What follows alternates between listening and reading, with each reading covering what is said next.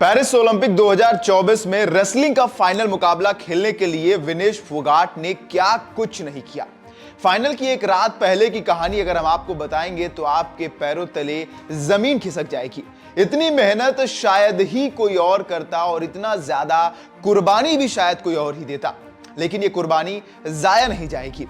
आपको बता दें कि विनेश फोगाट फाइनल में पहुंच चुकी थी। वो पहली महिला थी जिन्होंने ओलंपिक्स के फाइनल में जगह बनाई थी। गोल्ड और सिल्वर में से एक मेडल पक्का हो चुका था, लेकिन जब सुबह हुई तो खबर आती है कि उन्हें डिस्क्वालीफाई कर दिया गया। लेकिन उससे एक रात पहले क्या हुआ, क्या किया विनेश फोगाट ने, क्या किया उनके साथ मेडिकल स्टाफ ने कि उनका जो वजन 100 से 150 ग्राम ज्यादा आया है वो नॉर्मल हो जाए, वो उस वजन के दायरे में आ जाए जो ओलंपिक एसोसिएशन चाहता है। तो विनेश फोगाट ने वो हर एक कोशिश की जो की जा सकती थी और वो भी किया जो नहीं किया जा सकता था। विनेश फोगाट रात भर सोई नहीं, एक मिनट के लिए भी उन्होंने नींद नहीं ली। सोचिए, एक महिला ने एक दिन में 3 मुकाबले खेले, उसके बाद जरा सा कुछ खाया तो उनका वजन बढ़ गया। उसके बाद जब वजन तौला गया, नापा गया तो वजन ज्यादा निकला और उसके बाद विनेश फोगाट पर मेडिकल टीम ने काम करना शुरू किया। उनके नाखून काटे गए, यहां तक कि नाखून हटाए भी गए, उसके साथ साथ बाल छोटे किए गए और सबसे बड़ी चीज तब की गई जब उनका खून निकाला गया।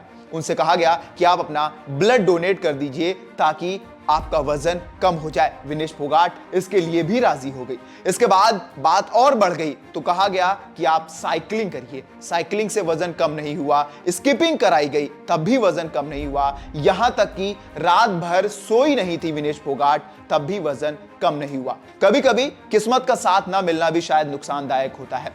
इसके अलावा विनेश फोगाट ने यहां तक पानी भी नहीं पिया कि उनका वजन जो है वो कम हो जाए। यानी कि 3 फाइट एक दिन पहले, उसके बाद देश का नाम रोशन करने के लिए पानी तक ना पीना, इसके अलावा बाल कटवाना, खून निकलवाना, नाखून कटवाना, ये सब कर देना, बावजूद उसके आपको डिस्क्वालीफाई कर दिया जाए तो चोट पहुंचती है। जैसे खबर ये विनेश फोगाट को मिली कि उनको डिस्क्वालीफाई कर दिया गया है, वो बेहोश हो गई। उनको तुरंत हॉस्पिटल में एडमिट कराया गया और खबर आई है कि वो डिहाइड्रेट हो गई हैं। उनके शरीर में पानी की मात्रा बिल्कुल ना के बराबर है, यानी कि बहुत कुछ हो सकता था।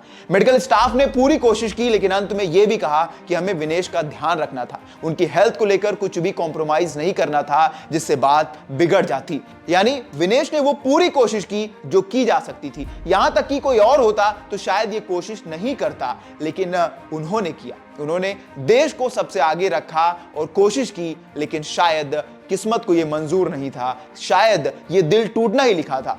आप हम सब की तरह 6 अगस्त को खुशी खुशी सोए होंगे कि 7 को एक मेडल आएगा, एक मेडल जो भारत का नाम रोशन करेगा।